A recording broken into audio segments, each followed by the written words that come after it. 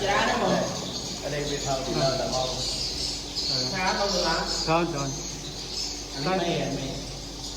cái thời chút thôi មើលវីដេអូនេះហើយខ្ញុំជឿជាក់ថាបងប្អូនមួយចំនួនដែលកំពុងតែមានចិត្តស្ទាក់ស្ទើរដែលគិតថាគួរតែចាប់យកមុខរបរចិញ្ចឹមផ្ទះជាកម្មឬមួយក៏ធ្វើឬក៏មិនធ្វើខ្ញុំជឿជាក់ថាបងប្អូនអាចសម្រេចចិត្តបានដោយងាយដោយគ្រាន់តែមើលវីដេអូនេះបងប្អូនមើលណាផ្ទះមួយនេះគ្រាន់តែចំណូលរបស់ផ្ទះមួយនេះលបាក់ជា4ទៅ5,000ដុល្លារក្នុងមួយខែតើបងប្អូនគួរតែនៅស្ទាក់ស្ទើរទេតើបងប្អូន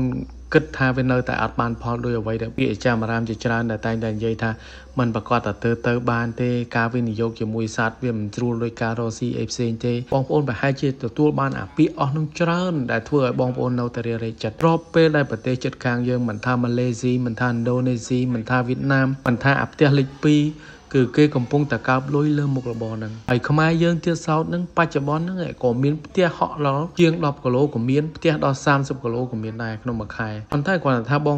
ប្អូនខ្មែរយើងគាត់អត់បានចែករំលែកព័ត៌មានហ្នឹងចេញទៅក្រៅតែធ្វើឲ្យបងប្អូនយើងមួយចំនួននៅស្ទាក់ស្ទើរនៅឆ្ងល់ឬមួយក៏នៅតែមិនច្បាស់មិនប្រកាសជាក្នុងចិត្តថាតើការចាប់យកមុខរបរធ្វើផ្ទះជាកម្មហ្នឹងវាបានផលមែនឬក៏យ៉ាងណាអញ្ចឹងបងប្អូនមើលទៅផ្ទះមួយនេះគេអាចរកបានរហូតដល់ 4-5,000 ដុល្លារក្នុងមួយខែ